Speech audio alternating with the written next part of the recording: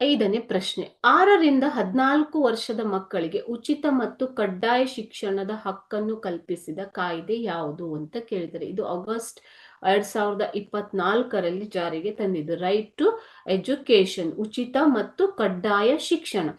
Option A ಶಿಕ್ಷಣ ಹಕ್ಕು ಕಾಯ್ದೆ 2009, ಆಪ್ಷನ್ ಬಿ ಬಾಲ ಕಾರ್ಮಿಕ ಕಲ್ಯಾಣಕ್ಕಾಗಿ ರಾಷ್ಟ್ರೀಯ ನೀತಿ 1987, ಲೈಂಗಿಕ ಅಪರಾಧಗಳಿಂದ ಮಕ್ಕಳ ರಕ್ಷಣಾ ಕಾಯ್ದೆ 2012, ಬಾಲಶ್ರಮ ನಿರ್ಮೂಲನೆ ಮತ್ತು ಪುನರ್ವಸತಿ ಕಾಯ್ದೆ 2006. ಸೊ ಈ ಬಾಲ ಕಾರ್ಮಿಕ ಕಲ್ಯಾಣ ರಾಷ್ಟ್ರೀಯ ನೀತಿ 1987 ಮತ್ತು ಬಾಲಶ್ರಮ ನಿರ್ಮೂಲನೆ ಮತ್ತು ಪುನರ್ವಸತಿ ಕಾಯ್ದೆ 2006, ಇದು ಎರಡೂ ಕೂಡ ಯಾವುದಕ್ಕೆ ಸಂಬಂಧಿಸಿದ್ದು? ಬಾಲ ಕಾರ್ಮಿಕ ಪದ್ಧತಿ ಅಲ್ವಾ.